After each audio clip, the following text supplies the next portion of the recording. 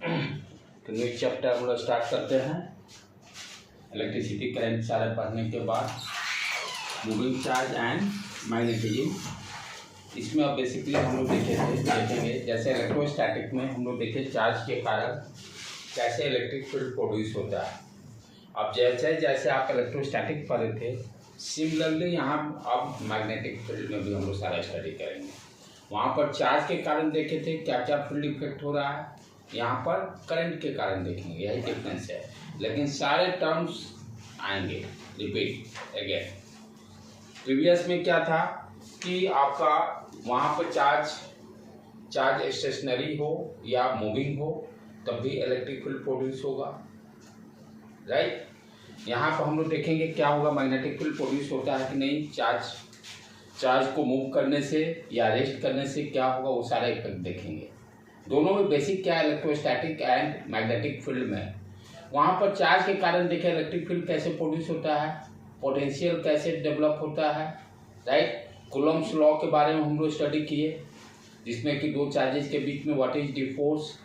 तो इलेक्ट्रोस्टैटिक नाम से ही clear, static means stationary. When charge is in stationary, जब चार्ज स्टेशनरी रहेगा तब कौन कौन सा पैरामीटर्स आया, इलेक्ट्रिक फील्ड आया। कूलम्ब्स लॉ फर्स्ट हम लोग देखे, उसके बाद इलेक्ट्रिक फील्ड लाइंस देखे, इलेक्ट्रिक फील्ड देखे, इलेक्ट्रिक फील्ड प्रोड्यूस होने के बाद पोटेंशियल और इलेक्ट्रिक फील्ड में रिलेशन देखे, फिर एनर्जी उससे रिलेटेड टर्म्स सारा देखे। यहाँ पे अब क्या होगा, मैग्नेटिक फील्ड जो प्रोड्यूस होगा due to flow of current. वहाँ हम चार्ज की बात करते थे, यहाँ करंट की बात करेंगे। यही दोनों में डिफरेंस है। बेसिक डिफरेंस क्या है कि वहाँ पर स्टेशनरी चार्ज के कारण हम लोग देखते थे what is the electric field, what is the Coulomb's law, what is the force between two charges.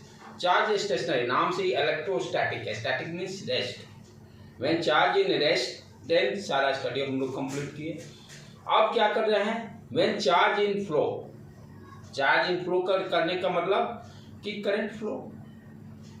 यहाँ पर पूरे इलेक्ट्रिसिटी में हम क्या देख रहे हैं, चार्ज के फ्लो के कारण करंट प्रोड्यूस हुआ। उस करंट प्रोड्यूस होने के कारण वायर में क्या कौन सा फील्ड डेवलप होगा। हम लोग क्लास 10 में देखे थे, क्या कोई भी वायर कंसीडर किए थे, उस वायर में यदि करंट आई का फ्लो होता था और इसके नज़दीक में मैग्नेटिक कंपास नीडल लेके गए थे, तो क्या देखे थे, कंपास नीडल में डिफ्लेक्शन हुआ था। कंपास नीडल में डिफ्लेक्शन क्या शो करता है कि उसके नियर अबाउट में मैग्नेटिक फील्ड है। तो इससे कंक्लूजन क्या हम लोग निकाले थे, करंट फ्लो करने के कारण कौन सा फील्ड डेवलप हो रहा है उसके अराउंड, मैग्नेटिक फील्ड। दूसरा उसमें वे भी ध्यान देखे थे, यदि करंट का डायरेक्शन चेंज कर देते हैं, अपोजिट कर देते हैं, तो कंपास नीडल अपोजिट डायरेक्शन में डिफ्लेक्शन करता है। जस्ट वहाँ पर हम लोग का बेसिक कॉन्सेप्ट वहाँ पर डेवलप हुआ था। तो नाम ही देखो, moving charges. Moving charges means charge के मूव करने के कारण क्या होगा, मैग्नेटिज्म। मैग्नेटिज्म करंट फ्लो के कारण भी होगा और आपका परमानेंट मैग्नेट के कारण, नॉर्थ साउथ उसके कारण भी देखेंगे कैसे आपका मैग्नेटिक फील्ड डेवलप होता है। यहाँ दो पार्ट, पहले देखेंगे करंट फ्लो के कारण, फिर मैग्नेट के कारण देखेंगे मैग्नेटिक फील्ड लाइंस कैसा है। First, how to produce the magnetic field, जिसमें रीजन क्या दिया जा रहा, मूविंग चार्ज। चार्ज को मूव कर, चार्ज का मूव करने का मतलब व्हाट यू अंडरस्टैंड कि करंट का फ्लो होगा। और एक चीज और बहुत इंपॉर्टेंट चीज यहाँ हम देखेंगे कि ये जो मूविंग चार्ज जो दिया हुआ है, आपको याद होगा कि इलेक्ट्रिक फील्ड लाइंस जब डेवलप हो, कोई भी चार्ज है, कोई चार्ज प्लस क्यू है, इसके कारण electric field lines outward direction में डेवलप होता था। यही था electric field line, sorry outward direction. अब इस तो यहाँ पे ये क्या था, electric field lines, this is called electric field lines. अब इस फील्ड में यदि कोई चार्ज इंटर करे और वो चार्ज यदि रेस्ट में रहे, यदि कोई भी charge tested charge Q not इस फील्ड के रीजन में आता है, तो ये चार्ज क्या फील करता था, electric force F equal to, जिसको कि हम लोग क्या बोलते थे, QE। F इक्वल टू हम लोग क्या इसको बोलते थे, QE। यहाँ पर चार्ज ये रेस्ट में टेस्टेड चार्ज, फील्ड तो डेवलप होगा हमेशा स्टेशनरी चार्ज के कारण, फील्ड तो डेवलप हुआ स्टेशनरी चार्ज के कारण। अब इसका इफेक्ट देख रहे हैं, जो फील्ड डेवलप हुआ है वो टेस्टेड चार्ज पे क्या इफेक्ट कर रहा है। इफेक्ट क्या देखे, ये फोर्स फील करेगा, आइदर ये चार्ज रेस्ट में रहे या मोशन करे, दोनों कंडीशन में। हम लोग देखते थे ना, कोई भी प्लेट है, ये plus plus plus plus plus minus minus minus, electric field lines positive से निगेटिव। कैथोड रे प्रोडक्शन में हम लोग देखते हैं, कैथोड रे में क्या इलेक्ट्रॉन का फ्लो होता था, ये क्या देखता था, ये इलेक्ट्रॉन देखते थे इलेक्ट्रिक फील्ड, यानी ये तो इलेक्ट्रॉन मोशन कर रहा है, इलेक्ट्रॉन क्या चार्ज। तो इलेक्ट्रिक फील्ड लाइंस में इलेक्ट्रिक फील्ड के अंदर घुसते ही ये फोर्स फील करता था। तो सबसे इंपॉर्टेंट पॉइंट क्या है कि इलेक्ट्रिक फील्ड जब किसी स्टेशनरी चार्ज के कारण जो इलेक्ट्रिक फील्ड डेवलप हुआ है, वो उस फील्ड के अंदर में अगर चार्ज रेस्ट में हो या मोशन में हो, दोनों कंडीशन में फोर्स फील करेगा। What is important point, electric field में हम क्या देख रहे हैं, स्टेशनरी चार्ज के कारण जो इलेक्ट्रिक फील्ड डेवलप हुआ, चार्ज टेस्टेड चार्ज रेस्ट में रहेगा तभी फोर्स फील करेगा F इक्वल टू की, या चार्ज मोशन करेगा तभी फोर्स फील करेगा, दोनों कंडीशंस में। Either charge either in rest और in motion, in both cases electric field में ये फोर्स फील करेगा। लेकिन मैग्नेटिक फील्ड के केस में ऐसा नहीं हो रहा है, मैग्नेटिक फील्ड के केस में ऐसा नहीं हो रहा है। यदि किसी वायर में करंट फ्लो हो रहा है तो इसके चारों तरफ कंपास नीडल ले जाते हैं, तो हम क्या देखते हैं, मैग्नेटिक फील्ड डेवलप हो रहा है। ठीक है, अब यदि यहाँ पे यदि मैग्नेटिक फील्ड डेवलप हो गया, मैग्नेटिक फील्ड किसके कारण फ्लो कारण हो रहा है, करंट के कारण, किसी वायर में करंट फ्लो कर रहा है उसके कारण। 10th में भी हम देखे थे, कंपास नीडल ले जाते हैं, डिफ्लेक्शन होता है, इट मींस फील्ड है, मैग्नेटिक फील्ड। अब सेकंड, इस फील्ड का इफेक्ट क्या है, यदि इस फील्ड के अंदर यदि कोई चार्ज टेस्टेड चार्ज यदि ले जा रहे हैं, सबसे इंपॉर्टेंट और बहुत ही क्लासिकल कॉन्सेप्ट, जब कोई टेस्टेड चार्ज यहाँ मैग्नेटिक फील्ड में ले जा रहे हैं, यदि वो टेस्टेड चार्ज रेस्ट में है, यदि ये टेस्टेड चार्ज रेस्ट में है तो ये कोई फोर्स फील नहीं करता, नो फोर्स फील, जबकि इलेक्ट्रिक फील्ड में फोर्स फील करता है F equal to Q E. यहाँ पर ये यदि चार्ज रेस्ट में है तो नो फोर्स फील, कोई भी फोर्स ही नहीं फील कर रहा है जब रेस्ट में है। अगर ये चार्ज मोशन करता है देन ही फील फोर्स, तभी नाम दिया हुआ मूविंग चार्ज। जैसे ही ये चार्ज मोशन करने लगता है तो ये चार्ज क्या होता है, ये फोर्स इस पर फील करता है, इसीलिए दिया moving charge and magnetic effect. जब चार्ज मूव करेगा मैग्नेटिक फील्ड में तभी फोर्स फील करेगा, रेस्ट में रहेगा तो कोई फोर्स फील नहीं करेगा, जबकि इलेक्ट्रिक फील्ड में ऐसा नहीं हो रहा है। इलेक्ट्रिक फील्ड में हम क्या देख रहे हैं, आइदर चार्ज इन रेस्ट और in motion, in both cases charge tested charge feel the force because of electric field. But in magnetic field what you are observe क्या आप कर रहे हो, when charge in rest no force feel by this tested charge. यदि वो charge तभी वो force feel करता है जब वो चार्ज मोशन करेगा। मैग्नेटिक फील्ड में चार्ज कब फोर्स फील करेगा, जब चार्ज मोशन करेगा। यदि वो रेस्ट में है तो यहाँ फोर्स इक्वल टू 0। कौन सा फोर्स, मैग्नेटिक फोर्स की बात कर रहे हैं। जैसे यहाँ पर इलेक्ट्रिक फोर्स ये बात कर रहे थे ना, एफी इलेक्ट्रिक फील्ड के कारण जो फोर्स डेवलप हो रहा है, यहाँ पर मैग्नेटिक फील्ड के कारण जो फोर्स फील करेगा। दोनों क्या है बताया था, इलेक्ट्रिक फील्ड क्या आपका एरिया में दबदबा, किसके कारण, स्टेशनरी चार्ज के कारण मेरा दबदबा। जब मैं मोशन करने लगा, करंट फ्लो होने लगा, उसके कारण जो दबदबा क्रिएट होगा उसको क्या बोलेंगे, मैग्नेटिक फील्ड बोलेंगे। तो दोनों फील्ड में डिफरेंस क्या है, what is the basic difference. ये तो क्लियर हो गया भाई, चार्ज स्टेशनरी चार्ज के कारण इलेक्ट्रिक फील्ड डेवलप होता है। यहाँ पे चार्ज के मोशन के कारण, यानी चार्ज मोशन करेगा इन वायर, या we can say current flow करेगा तब मैग्नेटिक फील्ड डेवलप होगा। स्टेशनरी चार्ज के कारण इलेक्ट्रिक फील्ड क्रिएट हुआ, करंट के फ्लो करने के कारण मैग्नेटिक फील्ड डेवलप हुआ। दूसरा इंपॉर्टेंट पॉइंट, इलेक्ट्रिक फील्ड जब डेवलप हुआ तो उसके फील्ड के इनसाइड में यदि कोई टेस्टेड चार्ज रेस्ट में हो या मोशन में हो, दोनों केसेस में फोर्स एक्सपीरियंस करेगा। बट इन मैग्नेटिक फील्ड के केस में मैग्नेटिक फोर्स जो डेवलप होगा फील्ड के कारण, वो यदि टेस्टेड चार्ज रेस्ट में है तो फोर्स जीरो रहेगा। ये ऑब्जर्वेशन है, प्रैक्टिकल ऑब्जर्वेशन। इसका कहना प्रूफ है, ये है, ऐसा कुछ नहीं, प्रैक्टिकली ये देखा गया, चीजें ऑब्जर्व किया गया। जैसे ही ये चार्ज मूव करता है तो ये मोशन करने लगता है, यानी उस पर फोर्स एक्सपीरियंस करता है, राइट।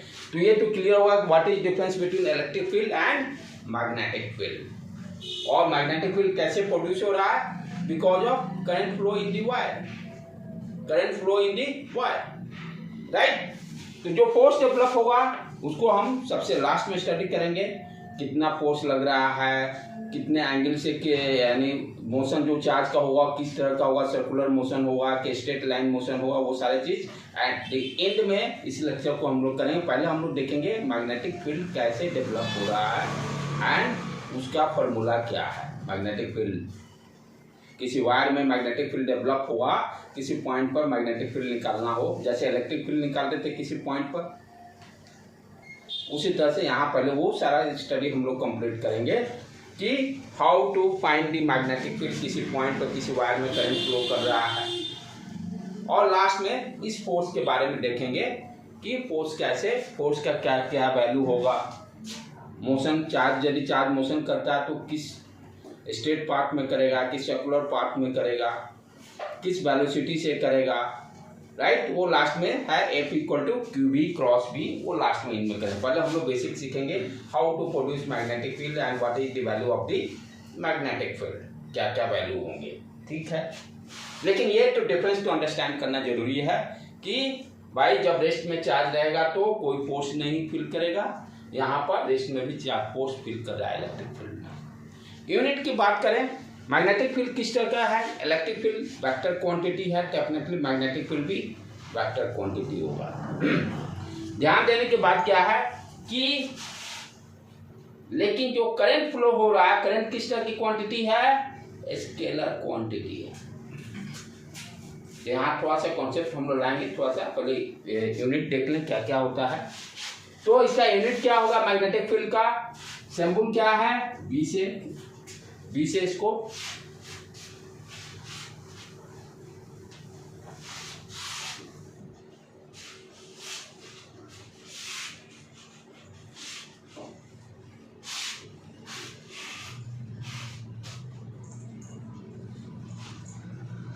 तो मैग्नेटिक फील्ड का unit, magnetic field symbol B से वेक्टर क्वांटिटी है, राइट। यूनिट क्या क्या होगा इसका? एक फॉर्मूला है F equal to IL cross B, vector quantity है तो डेफिनेटली यहाँ हम लोग क्रॉस प्रोडक्ट की बात करेंगे। करंट जो है स्केलर उसको भी वेक्टर बनाएंगे। करंट जो स्केलर क्वांटिटी है तो उसको देखेंगे थोड़ी देर के बाद। एक करंट एलिमेंट की बात करते हैं जिसको कि वेक्टर मानते हैं और उसको करंट से मल्टीप्लाई करके आइडियली जो वेक्टर क्वांटिटी, ठीक है। तो यहाँ पर हम क्या देख रहे हैं? फोर्स का यूनिट क्या होगा? न्यूटन। करंट का यूनिट एम्पियर, ये लेंथ है, मीटर। बी का यूनिट क्या हो जाएगा? Newton ampere metre. पहला न्यूटन पर ampere metre, newton ampere metre, एक यूनिट हो गया। इसी को टेस्ला भी बोलते हैं, TSLA। बी यूनिट इसका टेस्ला हो गया, ठीक है। और क्या यूनिट हो सकता है? जैसे इलेक्ट्रिक फ्लक्स की बात करते हैं,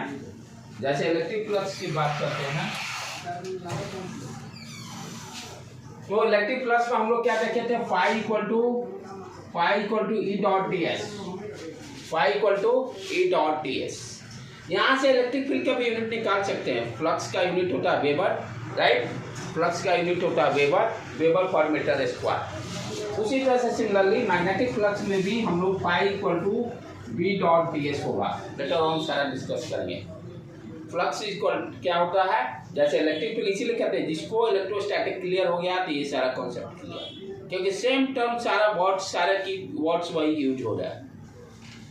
तो यहाँ भी उसी तरह से मैग्नेटिक फ्लक्स डेवलप होगा। तो phi equal to B dot D S हम लिखते हैं। अच्छा, फाई का यूनिट क्या होता है, वेबर। बी का यूनिट निकालना, ये एरिया है तो मीटर स्क्वायर, तो हम और क्या बोल सकते हैं, वेबर पर मीटर स्क्वायर। यूनिट क्या क्या हो गया, न्यूटन पर एम्पियर मीटर, टेस्ला और वेबर पर मीटर स्क्वायर। कैसे आ रहा है वो भी लिंक होना जरूरी है, ठीक है। ये हो गया एसआई यूनिट हो गया। एसआई यूनिट के बारे में हम लोग डिस्कस कर लिए। आगे बढ़े अब इसमें नेक्स्ट अब देखेंगे कि मैग्नेटिक फील्ड बी कैसे निकालेंगे, क्या उसका लॉ है। जिस तरह से कूलम्ब्स लॉ के बारे में हम लोग पढ़े थे, राइट। पहले कूलम्ब्स लॉ वहाँ डिस्कस किए थे इलेक्ट्रोस्टैटिक्स में। कूलम्ब्स लॉ के बाद देन इलेक्ट्रिक फील्ड लाइंस देखे थे और तब इलेक्ट्रिक फील्ड के बारे में डिस्कस किए थे। यहाँ अब क्या देखेंगे कि मैग्नेटिक फील्ड निकालने का क्या फॉर्मूला होगा, क्या कौन साइंटिस्ट हैं, किसके नाम पर इन्होंने डेवलपमेंट किया, वो सारी चीज़ें को अब डिस्कस करेंगे। The determination of magnetic field, determination of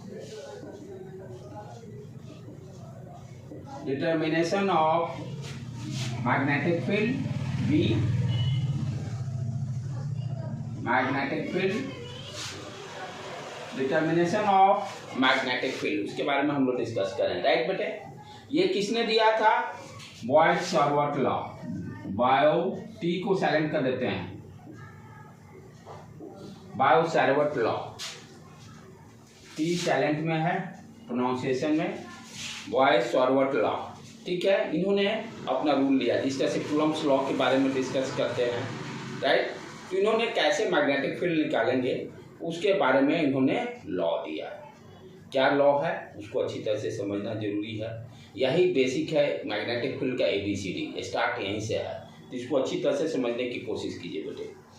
क्या इन्होंने बताया कि कोई वायर है, यदि इसमें करंट I फ्लो हो रहा है, यदि इसमें करंट I फ्लो हो रहा है और किसी पॉइंट P पर यहाँ से R डिस्टेंस पर हमें मैग्नेटिक फील्ड निकालना है। कि कोई वायर है, इसमें करंट I फ्लो हो रहा है, किसी भी पॉइंट पे इधर इधर इधर कहीं भी मैग्नेटिक फील्ड निकालना है R डिस्टेंस पर इस वायर से, तो कैसे फाइंड आउट करेंगे, ठीक है। तो उन्होंने क्या कहा कि भाई पूरा वायर का तो हम मैग्नेटिक फील्ड नहीं बता सकते, पूरे वायर का एक साथ हम मैग्नेटिक फील्ड नहीं बता सकते, ठीक है।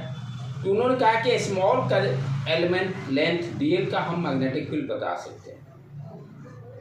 पूरे वायर का बताने के लिए आपको इंटीग्रेट करके आप निकाल लो, वो अलग है, लेकिन हम पूरे वायर का एक साथ कोई कहे कि what is the magnetic field नहीं बता सकते। हम क्या बताएंगे, किसी छोटा सा एक पार्ट कंसीडर करेंगे DL, और ये DL क्या है, एक वेक्टर क्वांटिटी है, DL लेंथ, और DL का डायरेक्शन किस डायरेक्शन में लेंगे, करंट के डायरेक्शन। DL का डायरेक्शन क्या होगा, DL is a vector quantity. बहुत सोच समझ के इसको लिया गया, क्योंकि करंट क्या है, स्केलर क्वांटिटी है, करंट क्या है, स्केलर क्वांटिटी है। इसको वेक्टर बनाने के लिए क्या कॉन्सेप्ट लोग लिया, DL को एक स्मॉल पार्ट DL कंसीडर किए, इसको वेक्टर कंसीडर किए। तो IDL जब हम मल्टीप्लाई करेंगे तो करंट यहाँ पे क्या, इसको बोलते हैं करंट एलिमेंट। IDL की I क्या था, पहले स्केलर क्वांटिटी था, I था करंट स्केलर क्वांटिटी। तो उसको वेक्टर बनाने के लिए क्या किया कि DL एलिमेंट, DL क्या है, एक वेक्टर क्वांटिटी है, DL लेंथ, और ये करंट के डायरेक्शन में लेते हैं। अब ये क्या हो गया, करंट मेरा क्या हो गया, आपका स्केलर वेक्टर क्वांटिटी में कन्वर्ट हो गया।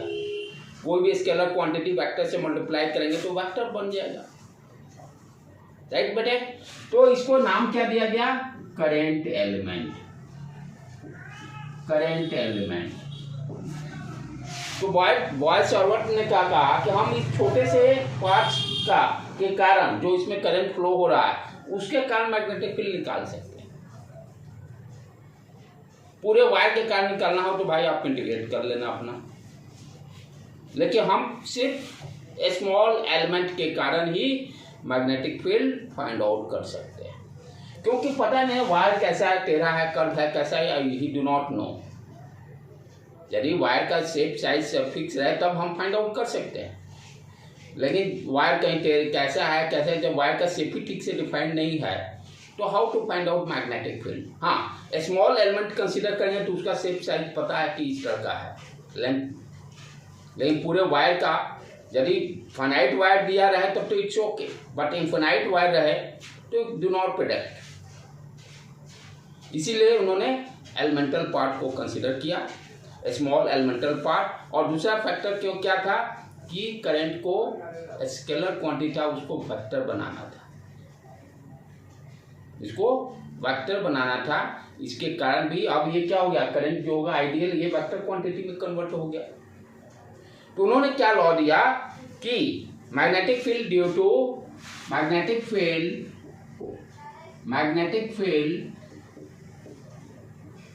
Magnetic field due to DL element, due to DL length या डीएल एलिमेंट भी बोल सकते हैं, due to DL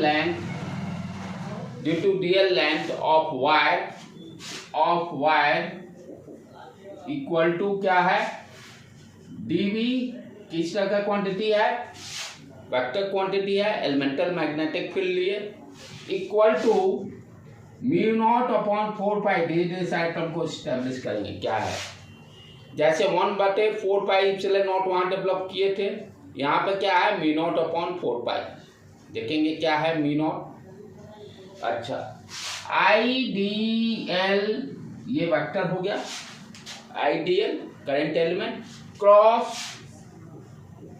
ideal cross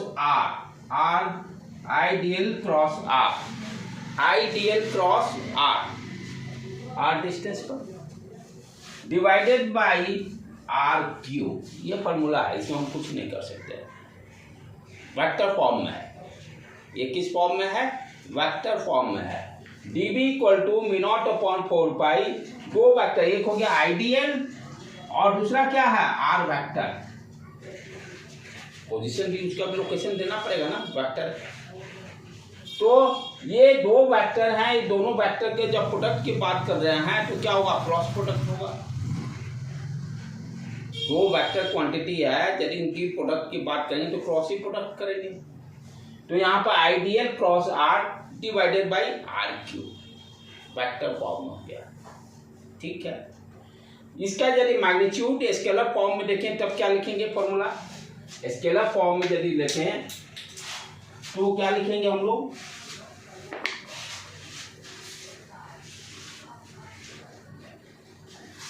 scalar form कहने का मतलब क्या है, दो वेक्टर का प्रोडक्ट हम जानते हैं ना, ए क्रॉस बी, दो वेक्टर हैं तो we can write mod A mod B sine theta, theta is the angle between two vector A and B, theta क्या होगा, angle between two vector.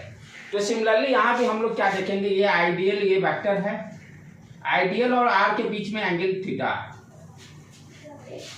Consider कर लेंगे, आइडियल और वेक्टर आर के बीच में एंगल थीटा है। तो मैग्नीट्यूड के फॉर्म में वी कैन राइट मॉड देने का मतलब मैग्नीट्यूड, और स्केलर फॉर्म में हम लोग लिख रहे हैं, ये क्या हो जाएगा म्यू नॉट अपॉन 4 पाई, ये तो कांस्टेंट टर्म है, ideal into R into of cross product नहीं है, यहाँ ब्रैकेट में इस तरह से डाल लो, राइट, क्योंकि मैग्नीट्यूड की मॉड है ना, mod A mod B, mod A mod B, यदि वेक्टर फॉर्म में भी लिखते थे यहाँ मॉड डाल दो, ज़्यादा कंफ्यूजन बन रहा है तो मॉड डाल दो, mod A mod B sine theta upon R cube. अब एक आर इससे उड़ जाएगा क्योंकि ये तो मैग्नीट्यूड है, तो फाइनल फॉर्मूला क्या आ जाएगा, म्यू नॉट अपॉन 4 पाई आइडियल, ये आर इससे उड़ गया, आर क्यू है ना नीचे में, तो नीचे में आर स्क्वायर हो जाएगा, तो ऊपर से आर खत्म, I D L sine theta upon R square. ये फॉर्मूला को याद रखना, दोनों को याद रखना, वेक्टर फॉर्म में भी और स्केलर फॉर्म में, ये दोनों फॉर्मूला को याद रखना है। स्केलर फॉर्म ऐसा कुछ दिया हुआ नहीं, इनफिनिटी हुआ तभी हम लोग डीएल एलिमेंट कंसिडर किया। ये डीएल एलिमेंट की बात कर रहे हैं, फाइनाइट लेंथ का हम लोग निकालेंगे क्या मैग्नेटिक फील्ड का फॉर्मूला क्या डेवलप हुआ, और that formula is very useful to solve the problem, right बेटे। तो हम लोग क्या देखें भाई, मैग्नेटिक फील्ड निकालना है किसी वायर में, तो हम क्या देखें, उसका एक छोटा सा पार्ट कंसीडर करेंगे, डीएल पार्ट। कंसीडर करने का भी पर्पस क्या है भाई, जो करंट है स्केलर को उसको वेक्टर बनाना है, और पूरे वायर का निकाल भी नहीं सकते हैं एक साथ। तो वायर सॉल्वर ने क्या किया, एक एलिमेंटल लेंथ लिया डीएल, इस डीएल का डायरेक्शन क्या दिया गया, ध्यान देने की बात है, करंट के डायरेक्शन में लेंगे, और इस एलिमेंटल लेंथ को यदि करंट से मल्टीप्लाई करते हैं तो उस टर्म को क्या बोलेंगे, आइडियल को करंट एलिमेंट। और दूसरा क्या मोटिव हो गया मेरा, करंट को वेक्टर फॉर्म में भी कन्वर्ट कर लिए मल्टीप्लाई करके। किसी पॉइंट पर कहता है कि आर डिस्टेंस पर फाइंड द मैग्नेटिक फील्ड, तो उन्होंने क्या दिया भाई, dv equal to mu naught upon 4 pi I D L cross R divided by R cube. Magnitude के टर्म में देखें तो मैग्नेटिक फील्ड कितना हो गया, mu naught upon 4 pi I D L sine theta divided by R square. Theta क्या है, angle between ideal and vector R के दोनों के बीच का एंगल क्या है, वो थीटा एंगल बता रहा है। अब ये म्यू नॉट क्या है, जिस तरह से 1/4 पाई एप्सिलॉन नॉट वहां कंसीडर किए थे, उसी तरह से ये भी क्या है, कांस्टेंट टर्म है, म्यू नॉट अपॉन 4 पाई, इसका वैल्यू क्या होता है 10⁻⁷ in free space air medium में। वहां भी एप्सिलॉन नॉट क्या था, जब मीडियम एयर था, यदि मीडियम एयर नहीं रहेगा तो क्या लेंगे एप्सिलॉन, और एप्सिलॉन क्या हो गया, epsilon R into epsilon naught. वहां भी जो हम लोग कंसीडर करते थे 1/4 pi epsilon naught, epsilon naught क्यों लेते थे, मीडियम एयर है। यदि मीडियम एयर नहीं रहता, जैसे पिछला वाला प्रॉब्लम हम लोग किए थे, जो बॉल था स्पेरिकल बॉल को लिक्विड में डाले थे, तब एप्सिलॉन के जब तो क्या लिखेंगे 1/4 pi epsilon. What is epsilon, epsilon is equal to epsilon R into epsilon naught. तो सिमिलरली यहाँ भी क्या है, म्यू नॉट करने का मन, म्यू नॉट क्या, ये एप्सिलॉन क्या था, permittivity, material property, material property, medium का मटेरियल परमिटिविटी। यहां पे क्या हो गया, परमिएबिलिटी, परमिएबिलिटी, म्यू क्या हो गया, परमिएबिलिटी,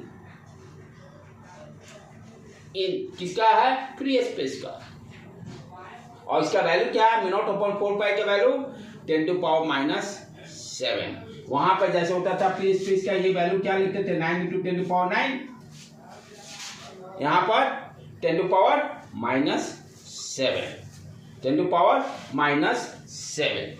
दूसरी खास बात क्या है, जिस तरह से कूलम्ब्स लॉ में जो हम लोग फोर्स डिफाइन करते थे F = K Q1 Q2 upon R square, this formula, जो ये फॉर्मूला था किसके लिए, only valid for point charge. वहां पर ध्यान होगा, जो कूलम्ब्स लॉ का फॉर्मूला था, कंडीशन क्या था, चार्ज पॉइंट होना चाहिए, पॉइंट चार्ज होना चाहिए। सरफेस पे के लिए हम लोग नहीं निकालते थे, सरफेस पे पूरा चार्ज है, पॉइंट चार्ज के लिए वो फॉर्मूला यूजफुल था। उसी के लिए यूजफुल क्या, उसी जब तक पॉइंट चार्ज नहीं हो तो कूलम्ब्स लॉ यूज ही नहीं कर सकते। सिमिलरली यहाँ भी उसी तरह से बॉयड-सॉल्वर्ट लॉ तभी यूज करेंगे जब करंट एलिमेंट के लिए सिर्फ, नॉट फॉर होल वायर। जिस तरह से वहां पॉइंट चार्ज कंडीशन था, उसी तरह से यहाँ कंडीशन क्या रहेगा, this formula is applicable only for current element, only for current element के लिए। ये सारे छोटी छोटी चीजों को ध्यान देना है, और दोनों को इसीलिए एक साथ को रिलेट करते चल रहा हूँ। इलेक्ट्रोस्टैटिक आपने कर लिया है, तो वो कैसे वहां से इसका रिलेशन बन रहा है, दोनों अब क्या करें, इलेक्ट्रोस्टैटिक और दोनों को पैरेलल में लेके चलें। जो टर्म यहाँ पढ़ेंगे उसको कंपेयर करेंगे उधर से, राइट बेटे। वहाँ जैसे कूलम्ब्स लॉ पॉइंट चार्ज के लिए था एप्लीकेबल, यहाँ भी safe only for current element. Current element का मतलब हो गया आइडियल। ये ध्यान देने की बात। क्यों बनाया जा रहा है ये भी अब समझ में आया, आइडियल क्यों बनाया, क्योंकि करंट स्केलर क्वांटिटी है। यहाँ मैग्नेटिक फील्ड किस तरह का क्वांटिटी है, वेक्टर क्वांटिटी है। तो प्रोडक्ट यदि मैग्नेटिक फील्ड है वेक्टर क्वांटिटी, तो डेफिनेटली जो लेफ्ट राइट हैंड साइड में प्रोडक्ट करेंगे वो दोनों वेक्टर क्वांटिटी होना चाहिए, क्योंकि लेफ्ट हैंड साइड में क्या है, ये वेक्टर क्वांटिटी है। तो वेक्टर क्वांटिटी कभी आएगा जब दो क्वांटिटी वेक्टर क्वांटिटी में क्रॉस प्रोडक्ट होगा। इसीलिए करंट को भी वेक्टर डीएल से मल्टीप्लाई करके किया गया है। अंडरस्टूड बेटे, क्लियर। अब ये तो फॉर्मूला तो जान गए भाई, ज्यादा ये मैग्नीट्यूड वाला ये भी नॉलेज रखिए, क्योंकि ऑब्जेक्टिव में कभी कभी आ जाता है डायरेक्शन वाला। मैक्सिमम न्यूमेरिकल सॉल्व में यही यूज चलेगा, V0/4 ideal sign theta upon r square, और ये भी रखिए क्योंकि ये स्टार्टिंग है, जब यही नहीं सही रहेगा तो आगे मुश्किल रहेगा। ठीक है। अब क्या है, मैग्नेटिक फील्ड का मैग्नीट्यूड तो जान गए, V0/4 ideal sign theta upon r square होता है। डायरेक्शन कैसे फाइंड आउट करेंगे, क्योंकि क्रॉस प्रोडक्ट है और मैग्नेटिक फील्ड एक वेक्टर क्वांटिटी है, तो उसका डायरेक्शन भी फाइंड आउट करना पड़ेगा, तभी होगा। How to find out the direction of magnetic field, that is very very important, और इसको सीखना बहुत जरूरी है। यदि ये बेसिक नहीं सीखिएगा तो बिना इसके हम न्यूमेरिकल एक भी सॉल्व नहीं कर सकते हैं, राइट। तो अब नेक्स्ट हम लोग क्या देखेंगे, how to find direction of magnetic field. इसके लिए हम लोग हाथ ऊपर हिलाएंगे, डोलाएंगे, एक्सरसाइज भी करेंगे, पैर नहीं हिलाएंगे, हाथ हिलाएंगे। और हाथ हिलाते ये ध्यान रखना एक दूसरे को पिट न दीजिएगा, हाथ हिलाते कभी कभी हाँ बाजू में दोस्त है तो ध्यान रखेगा ना, ठीक है। तब चले अब हम लोग how to find out the direction of magnetic field. ये बच्चे का जिसका क्लियर हो गया, समझो कि इस चैप्टर का 40% काम उसका हो गया। मैग्नीट्यूड जान गया कैसे निकालना है, डायरेक्शन जान गया, डायरेक्शन ही बच्चे गड़बड़ाते हैं। अब घर का आपका डायरेक्शन यदि पते नहीं, कोई करे श्रीनगर में ढूंढते रह जाएगा, मिलेगा नहीं। जब तक रोड नंबर, गली नंबर, हाउस नंबर नहीं बताएगा तो पहुंचेगा ही नहीं। तो सेम उसी तरह से है भाई, मैग्नेटिक फील्ड का नॉलेज तभी कंप्लीट होगा जब तक उसका डायरेक्शन आपको निकालने नहीं आएगा। डायरेक्शन सिंपल है, पहले से भी हम लोग जानते हैं, बस उसको यूज करने का देखना है। वेक्टर में हम लोग ऑलरेडी देखे हैं, जैसे मान लो कोई भी वेक्टर क्वांटिटी है, P है, जिस A क्रॉस B दो वेक्टर हैं, जिसका कि प्रोडक्ट कोई वेक्टर P है। दो वेक्टर का हम डायरेक्शन क्रॉस प्रोडक्ट का कैसे निकाल देते हैं, ये वेक्टर ड्रॉ किए, मान लो ये वेक्टर A, दूसरा वेक्टर, दोनों वेक्टर का टेल जोड़ देंगे एक जगह, दोनों वेक्टर का टेल पूंछ को जोड़ देंगे, ठीक है। अब क्या करेंगे कि यहाँ पे क्या A क्रॉस B, इस A को पकड़ेंगे, ये हो गया इस तरह से फिक्स हो गया टेल, A को पकड़ेंगे B के तरफ ले जाएंगे, घुमाएंगे, जैसे स्क्रू में घुमाते हैं ना। यहाँ टेल पॉइंट पे इसको पेन को रखिए, राइट। क्या करना है, A cross B, screw law इसी को बोलते हैं। A को पकड़ के B तरफ घुमाना है, किधर घुमा, क्लॉकवाइज। कोई चीज क्लॉकवाइज घुमाइएगा तो क्या जाएगा, पेन, जैसे इसी को, ये मुट्ठा बंद है मेरा, ठीक है, ये इस तरह से। इसको यदि हम क्लॉकवाइज घुमाएंगे तो ये किधर जाएगा, अंदर की तरफ जाएगा। तो क्लॉकवाइज घूमने का मतलब अंदर की तरफ, मैग्नेटिक फील्ड का डायरेक्शन इनवर्ड। ध्यान देने की बात है। ए और बी क्या है, ये ए और बी जो वेक्टर इस प्लेन में है, दो वेक्टर ए एंड बी क्या है, दोनों वेक्टर इस प्लेन, ब्लैक बोर्ड के प्लेन में है। तो हम ऑलरेडी जानते हैं कि दो वेक्टर का क्रॉस प्रोडक्ट करते हैं तो जो उसका प्रोडक्ट आएगा उसका डायरेक्शन क्या होगा, इस प्लेन के परपेंडिकुलर। यही पर है ना, क्रॉस प्रोडक्ट में डायरेक्शन, टू वेक्टर का क्रॉस प्रोडक्ट करेंगे तो जो प्रोडक्ट आएगा P का डायरेक्शन क्या होगा, प्लेन के परपेंडिकुलर, जिसमें ये दोनों वेक्टर है। ये दोनों वेक्टर किस हैं, ब्लैक बोर्ड। ये ब्लैक बोर्ड यदि प्लेन कंसीडर करते हैं, इसी प्लेन में दोनों लाइज कर रहे हैं। तो मैग्नेटिक फील्ड जब भी होगा तो इस ब्लैक बोर्ड के परपेंडिकुलर डायरेक्शन, या तो आउटवर्ड या इनवर्ड, राइट। क्योंकि ये कॉन्सेप्ट यही बताता है, दो वेक्टर का क्रॉस प्रोडक्ट का डायरेक्शन फाइंड आउट करना होगा तो दोनों वेक्टर जिस प्लेन में होंगे उसके परपेंडिकुलर होगा, उसके परपेंडिकुलर होगा।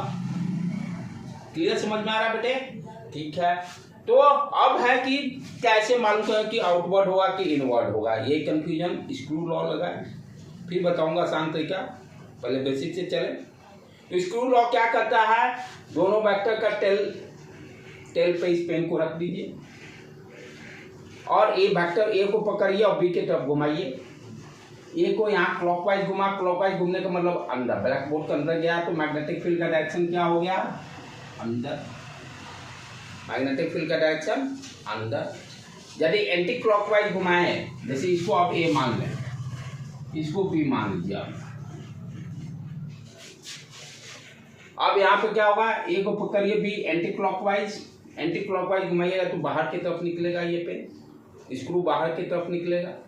क्लॉकवाइज घुमाइएगा तो स्क्रू अंदर जाएगा, एंटी क्लॉकवाइज घुमाइएगा तो स्क्रू बाहर आएगा। बाहर आने का मतलब मैग्नेटिक फील्ड को डॉट से बाहर के लिए शो करते हैं, क्रॉस का मतलब इनवर्ड। वर्ड में नहीं यूज करेंगे, क्या लिखेंगे, क्रॉस डालने का मतलब मैग्नेटिक फील्ड, इससे क्लियर हो गया कि डायरेक्शन क्या होगा मैग्नेटिक फील्ड का, इनवर्ड। और डॉट लिखने का मतलब magnetic field outward direction, magnetic field outward direction, यही कॉन्सेप्ट। तो स्क्रू लॉ से भी हम फाइंड आउट कर सकते हैं मैग्नेटिक फील्ड का डायरेक्शन क्या होगा। ये सीखना बहुत जरूरी है, जब तक नहीं सीखेगा तब तक कुछ नहीं हो सकता है, और आसान है, कोई मुश्किल काम भी नहीं। अच्छा, और एक टेक्निक और बताते हैं, किसी एक टेक्निक को आप फॉलो अप कीजिए, मिक्सअप मत कीजिएगा, जो करना है एक ही टेक्निक को फॉलो कीजिए, ये नहीं कि दोनों को यूज कीजिएगा तो काम गड़बड़ हो जाएगा। किसी एक को फॉलो अप कीजिए, या स्क्रू लॉ को फॉलो अप कीजिए, या फिर दूसरा हम लोग बोलते हैं राइट हैंड पाल्म रूल।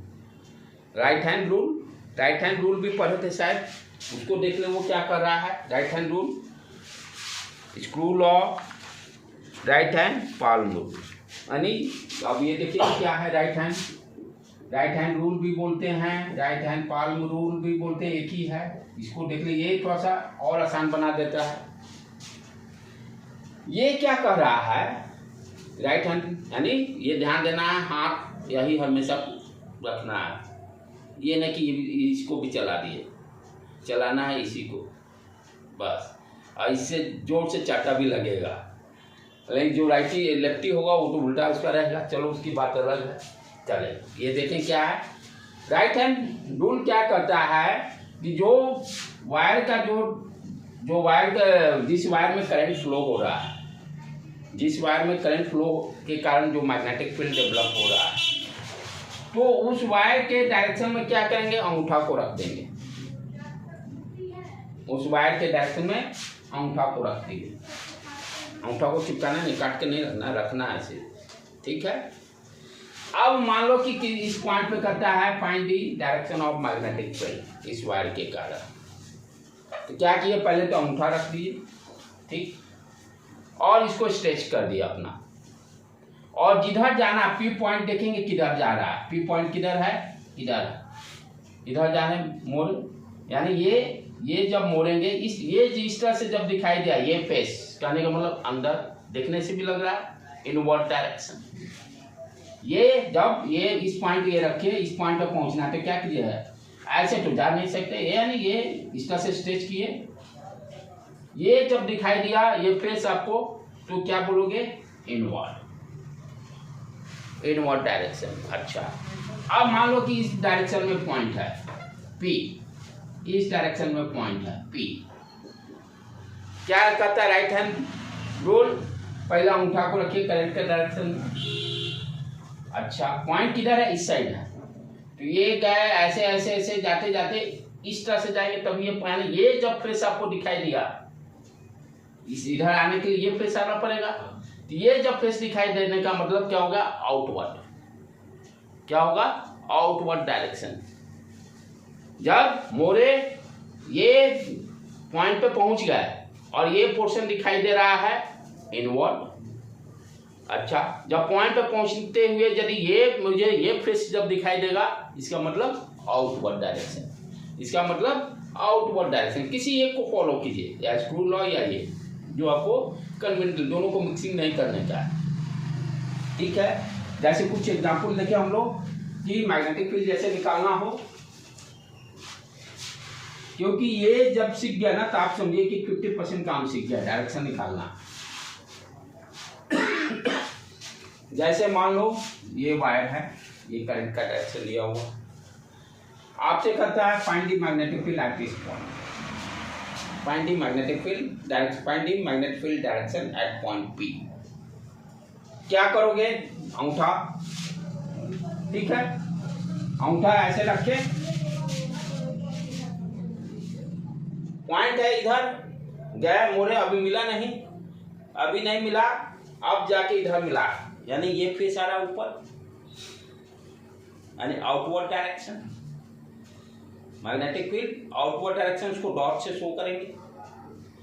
ठीक है, यदि यही पॉइंट मान लो इस डायरेक्शन पे रहता P, तब क्या होता, यहाँ पर इस पॉइंट पर डायरेक्शन इनवर्ड, इस डायरेक्शन पे इनवर्ड, और ये इधर पॉइंट है तो outward, outward direction. Right, clear समझ में आ रहा है बेटे? दोनों केस में देखिए, करंट जब ऊपर जाएगा इधर पॉइंट निकालना होगा, ये इनवर्ड, और इधर पॉइंट होगा आउटवर्ड। ठीक, ये हो गया क्लियर। अब आगे देखें, ये जो दूसरा एक केस कंसीडर करें,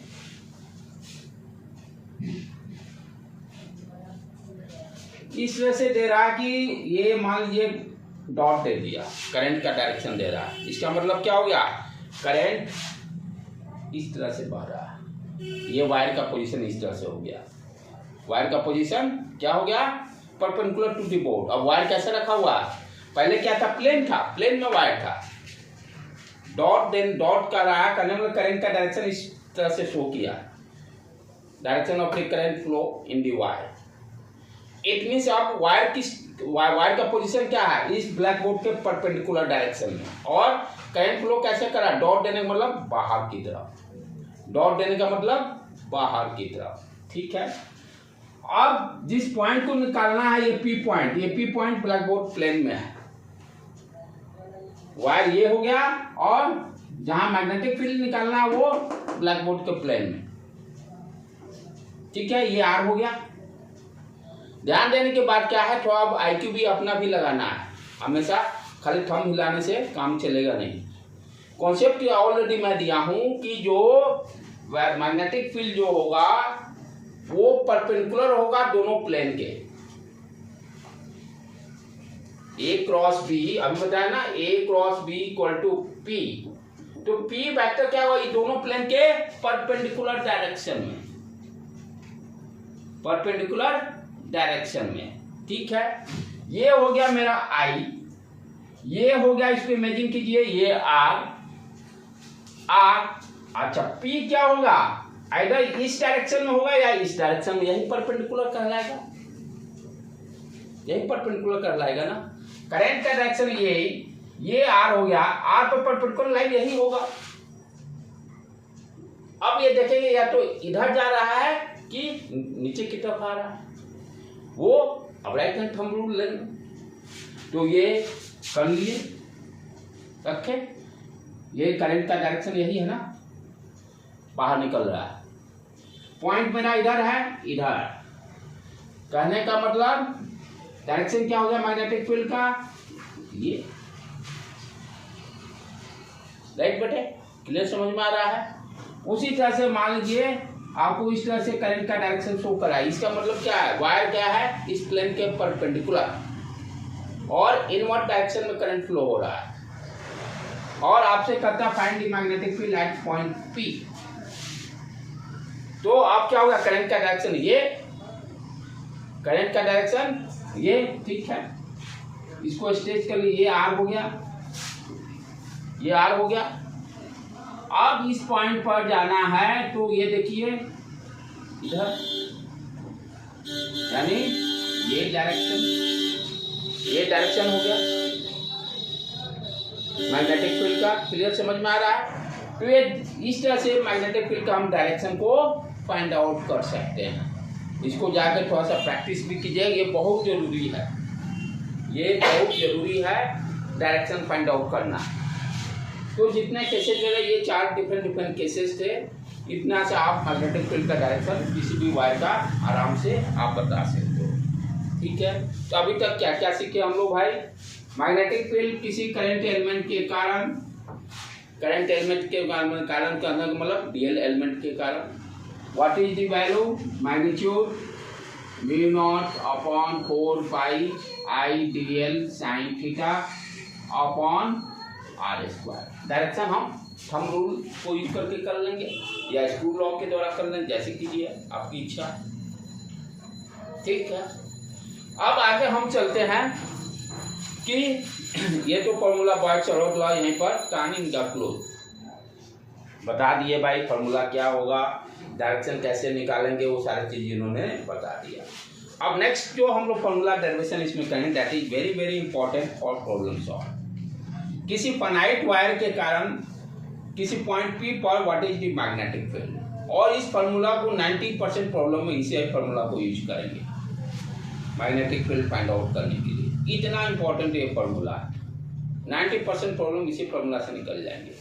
क्या है? कोई वायर ऑफ फाइनाइट है और किसी पॉइंट पी पर हमें मैग्नेटिक फील्ड निकालना है। What is the magnetic field? Derivation is important for board exam, right? Derivation board exam के लिए इंपॉर्टेंट है, उसको भी इसलिए ध्यान से। अब पहले है कि डेरिवेशन से क्या होता है, कॉन्सेप्ट क्लियर होता है। डेरिवेशन आप कॉम्पिटिटिव एग्जाम का तैयारी कर रहे हैं तो डेरिवेशन का कॉन्सेप्ट क्लियर होना बहुत बहुत जरूरी है, तभी आप सारे पैरामीटर को अंडरस्टैंड कर सकते हैं, अदरवाइज बहुत मुश्किल है। तो नेक्स्ट अब हम लोग magnetic field due to finite wire, magnetic field due to finite straight wire, magnetic field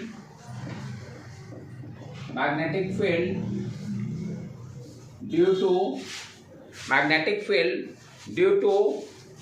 finite state current carrying wire, finite state carrying wire। कोई हम वायर कंसिडर किए, फाइनाइट लेंथ का है, एल लेंथ मान लेते हैं इसका, ठीक है, और इसके कारण मैग्नेटिक फील्ड हम पी पॉइंट पर निकाल लें। ध्यान देने की बात है, जो पॉइंट पी कंसिडर किए हैं हम लोग, इस वायर के से परपेंडिकुलर डिस्टेंस मान लेते हैं डी दिया हुआ है। कोई वायर है पी पॉइंट पर, हमें मैग्नेटिक फील्ड निकालना है, डी क्या है? Perpendicular distance, that is very very important point. D जो दिया हुआ वो कौन सा डिस्टेंस है? परपेंडिकुलर। कभी मान लो इस तरह से पॉइंट दे देता है यहाँ निकालने वाले, लेकिन हम परपेंडिकुलर डिस्टेंस हमको निकालना पड़ेगा, राइट? तो ये डी जो हम लिए, डी या ए जो भी यूज करता है टर्म, वो क्या है? Perpendicular distance. हमेशा दिमाग इसको बैठाए रहना, यदि दिखाई नहीं दे रहा है लेकिन तब आप परपेंडिकुलर डिस्टेंस निकालिए। अब आपको इस पॉइंट पर हमें मैग्नेटिक फील्ड निकालना, करंट मान लीजिए इसमें आई फ्लो कर रहा है, ठीक है, लेंथ एल फिक्स कर दिए, ये लेंथ फिक्स कर दिए। कैसे निकालेंगे? सर्वोट लॉ एक ही है, बॉयज सर्वोट लॉ, उसी को यूज करना होगा, ठीक है। तो मैंने क्या किया कि ये यहाँ से किसी एल नॉट डिस्टेंस पर या एल नॉट डिस्टेंस पर डीएल एलिमेंट कंसीडर कर लिए, चाहे एल डिस्टेंस ले लेते हैं, एल नॉट को मान लेते हैं फिक्स, जो भी है फिक्स लेंथ, एल डिस्टेंस पर डीएल एलिमेंट कंसीडर कर लिए, और इसका डायरेक्शन क्या होगा? डीएल वेक्टर का अपवर्ड डायरेक्शन, क्यों? करंट ऊपर जा रहा है। बॉयड-शैडोट लॉ क्या करता है? मैग्नेटिक फील्ड हम सिर्फ देंगे करंट एलिमेंट के कारण, पूरे वायर के हम ठेका नहीं ले रहे हैं, सिर्फ भाई छोटा सा पार्ट के कारण निकालना है तो आप मेरा यूज कर लो, ठीक है। तो वही काम किए, इस वायर का डीएल एलिमेंट कंसीडर कर लिए। अब इसके कारण हम देखेंगे यहाँ मैग्नेटिक फील्ड कितना होगा। दोनों ने क्या कहा था कि एक वेक्टर आर है भाई, यहां से मान लेते हैं ये आर डिस्टेंस, ये आर वेक्टर, इसकी बात करते हैं हम लोग। अच्छा, अब ध्यान देने की बात क्या है यहाँ पर कि ये वायर यहाँ से हम एज्यूम कर लेते हैं थीटा। अब ये पूरा लेंथ हमको कवर करना है। अब ध्यान से देखो, ये वायर है, ये डीएल क्या है, डीएल यहाँ भी ले सकते थे, यहाँ भी ले सकते थे, यहाँ भी ले सकते थे, तो डीएल कैसे बदल, ये देखो यदि यहाँ लेते तो ये आर हो जाता, डीएल यदि यहाँ लेते तब ये होता। अंडरस्टूड? तो इट मीन्स ये जो आर जो है वैरी कहाँ, जैसे ये लेंथ फिक्स है, इस तरह से वैरी कर रहा है या इस तरह से वैरी कर रहा है, और ये टर्निंग इस, जैसे इस पॉइंट के अबाउट हमको ये वेरिएशन ये करना है, क्या कहते हैं, थीटा एंगल इज इम्पोर्टेंट। ये पूरे लेंथ को कवर अप करना है। यहाँ पर थीटा मान लो 60 डिग्री है, फिर बढ़ा है 45 डिग्री, फिर बढ़ा है 30 डिग्री, फिर बढ़ा है 0 डिग्री, ठीक है। फिर आप देखो यहाँ से डायरेक्शन चेंज, नीचे आए, इसके नीचे आए तो नेगेटिव, ये रेफरेंस लाइन ले लिए डी वाला, इसके नीचे आए नेगेटिव एंगल, किस डायरेक्शन में जा रहे हैं, एंटी क्लॉकवाइज डायरेक्शन में। अच्छा, ऊपर जा रहे हैं, ये देखो यहाँ से ऊपर गए सारे, ये लेंथ को कवर अप करना है क्लॉकवाइज डायरेक्शन में। क्लियर, समझ में आ रहा है बेटे? ये नीचे पूरा लेंथ, ये डीएल यहाँ है, ये एंगल, ये डीएल यहाँ है, इस तरह से डायरेक्शन देखो कैसे जा रहा है, ऐसे। ये भी नीचे है, फिर और ये यहाँ से एंगल की बात कर रहे हैं, ये एंगल यहाँ से मेजर करते जा रहे हैं, ये मेजर किए, फिर मेजर किए, तो ये मान लेते हैं कि ये जो एंगल, ये तो थीटा है, ये जो वेरिएशन जो है पॉइंट लेंथ का, इसको मिटा दो, ये थीटा 2 इसको ले लिए। उसी तरह से ऊपर वाला लेंथ को कवर अप करना है, ये डॉटेड लाइन यहाँ से, ये एंगल कितना हो गया, थीटा 1। दोनों का डायरेक्शन अपोजिट है, ये ध्यान देने की बात है, शायद तभी प्रॉब्लम सॉल्व होंगे। ये थीटा 1 और थीटा 2 दोनों क्या हैं, अपोजिट डायरेक्शन में हैं। डी जो लिए हैं perpendicular distance, theta 1 and theta 2 both are in opposite direction. और थीटा कहां से वैरी कर रहा है, इस जो लाइन है पीएम, यहां से ये थीटा को वैरी कर रहे हैं, थीटा का वेरिएशन क्लॉकवाइज और एंटी क्लॉकवाइज डायरेक्शन। ठीक, ये इतना, ये सब प्रॉब्लम सॉल्व करने के लिए दिमाग में सेट रखना है, तभी आपका 90% प्रॉब्लम मैग्नेटिक फील्ड का आसान प्रॉब्लम है, वेरी इजी। जैसे इलेक्ट्रोस्टैटिक है उसी तरह से ये भी है।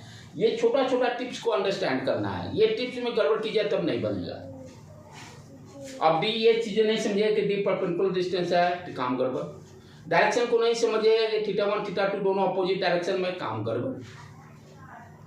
ठीक, ये तो दो टिप्स अभी तक इसमें इंपॉर्टेंट पॉइंट है।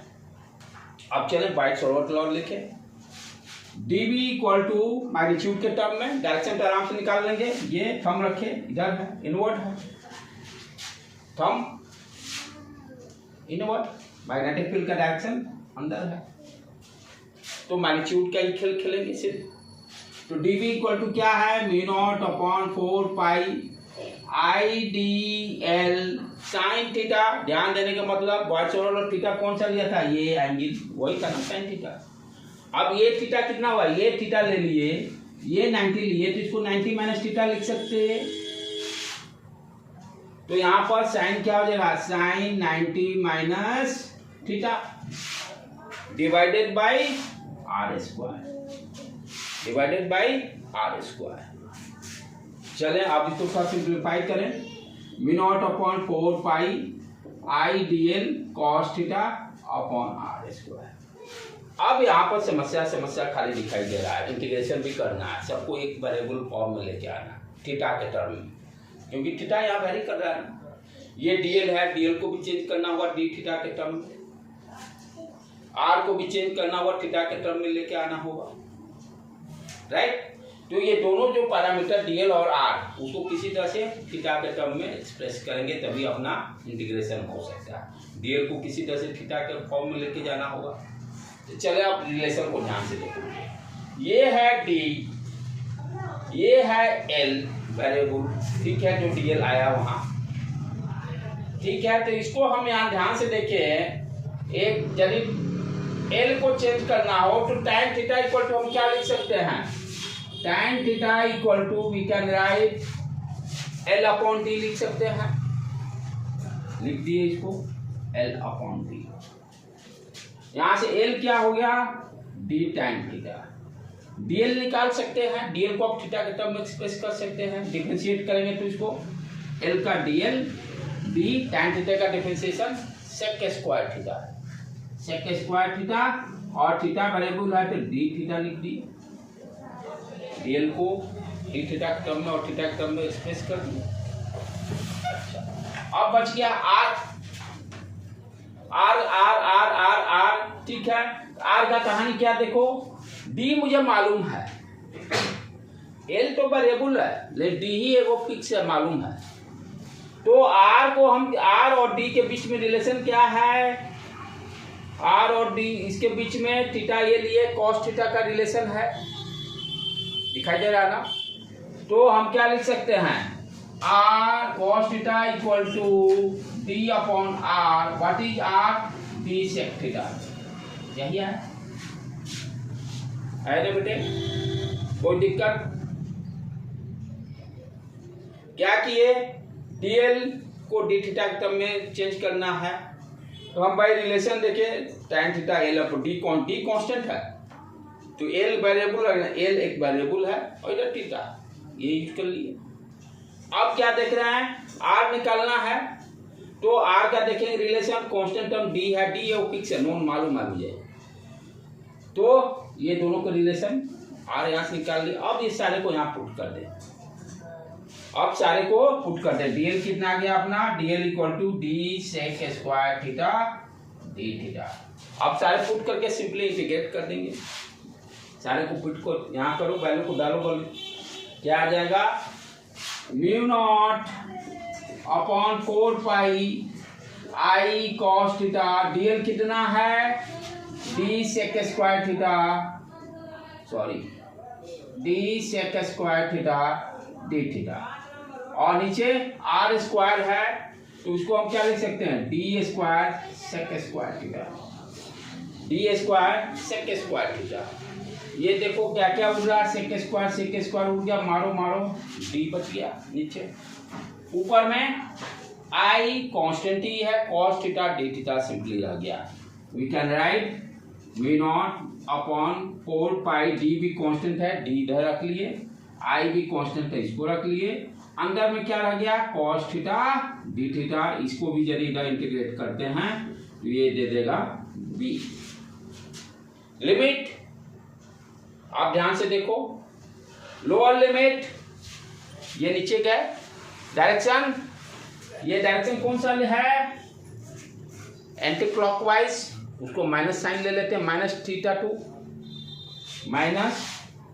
टू, राइट, और ये यहाँ से ऊपर जा रहा है क्लॉकवाइज, उसको पॉजिटिव ले लेते हैं थीटा 1। अब इंटीग्रेट कर देंगे, काम खत्म।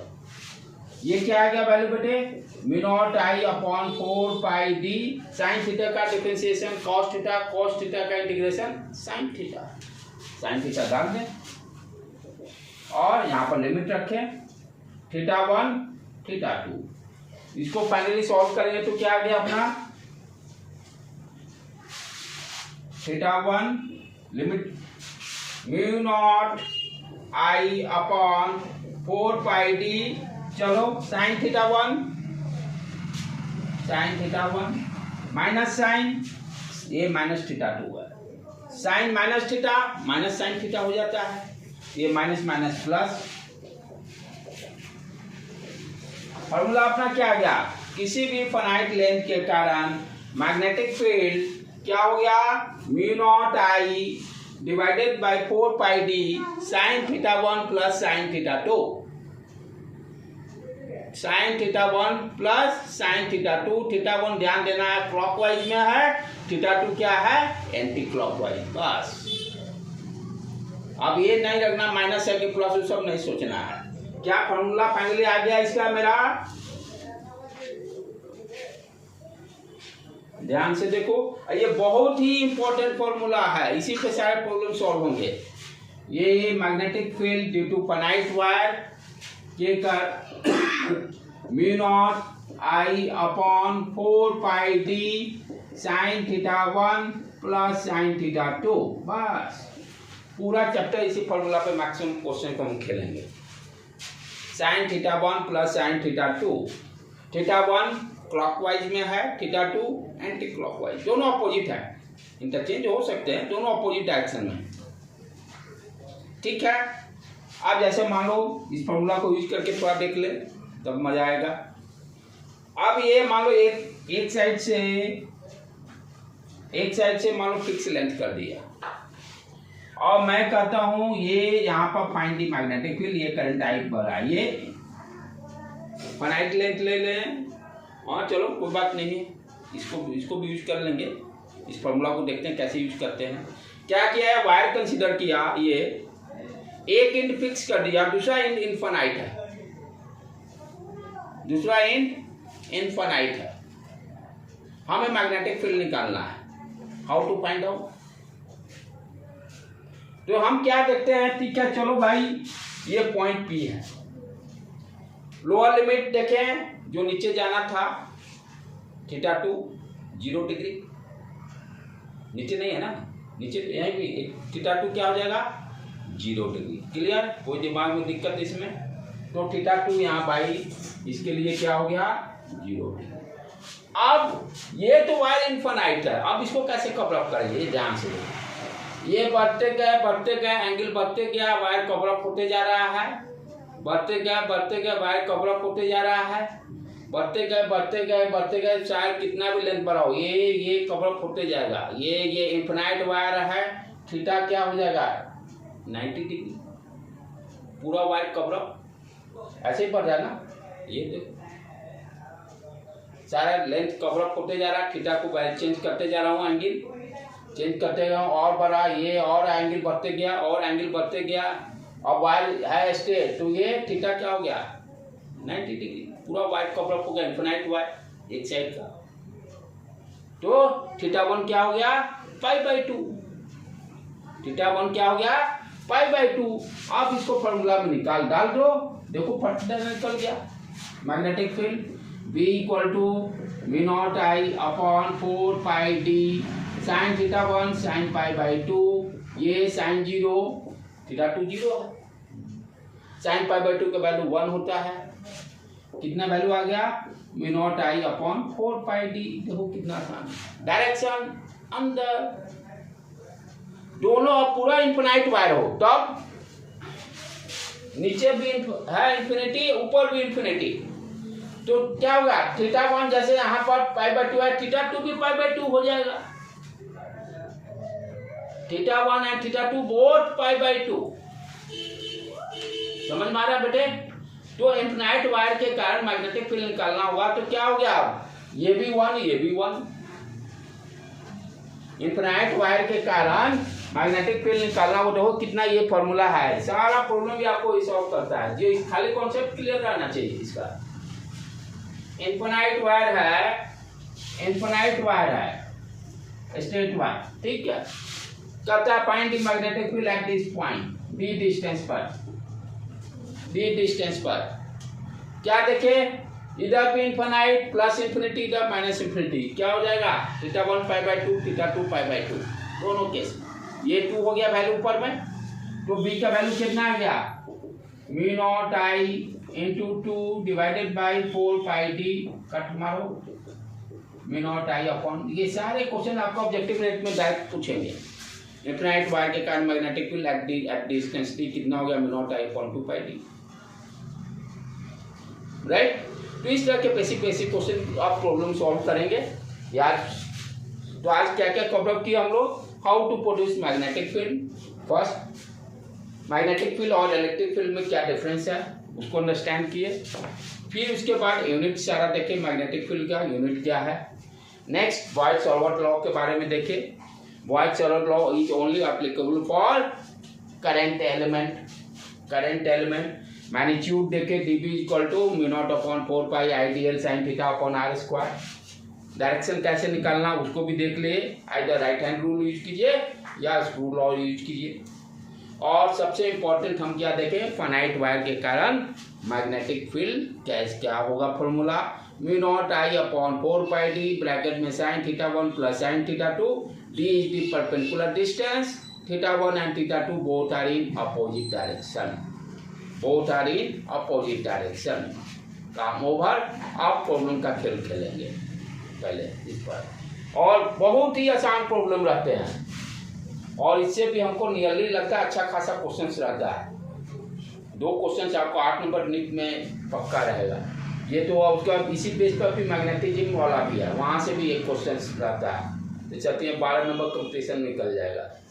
और ये कवर अप होने के बाद समझिए कि लगभग अपना फिजिक्स 12 का खत्म। उसके बाद सेमी कंडक्टर इस सब में कुछ जान नहीं है, वो सब 10 दिन 15 दिन 20 दिन मैक्सिमम 3-4 लेक्चर में सारे खत्म हो जाएंगे, सारे के सारे खत्म हो जाए। अल्टरनेटिंग करंट कर ही लिए हम लोग, राइट। उसके बाद इसमें कवर अप करके देखेंगे तो कंपटीशन पॉइंट ऑफ व्यू से हम लोग 11th वाला रिवाइज भी मान लेंगे। रे ऑप्टिक्स हाँ, रे ऑप्टिक्स में लगेगा 1 महीना, रे ऑप्टिक्स में 1 महीना लगेगा, राइट। और उसके बाद सेमीकंडक्टर में मुश्किल से 3 या 4 लेक्चर, 3 या 4 लेक्चर जो लगना है, 1-1.5 महीना यहाँ लगेगा, 1.5 महीना 2.5 महीना, तो दिसंबर हम लोग पहुँच ही जाएंगे तब तक दिसंबर।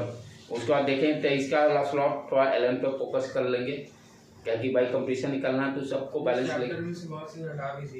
अच्छा वो जो होगा हटाने वाला एक बार बेटा व्हाट्सएप पे डाल देना, ठीक है ना, कि जो कट कर गया वो क्वेश्चन को हटा देंगे हम लोग, क्यों फालतू को दिमाग खराब करेंगे अपना, ठीक है। आज यहीं रहने दें।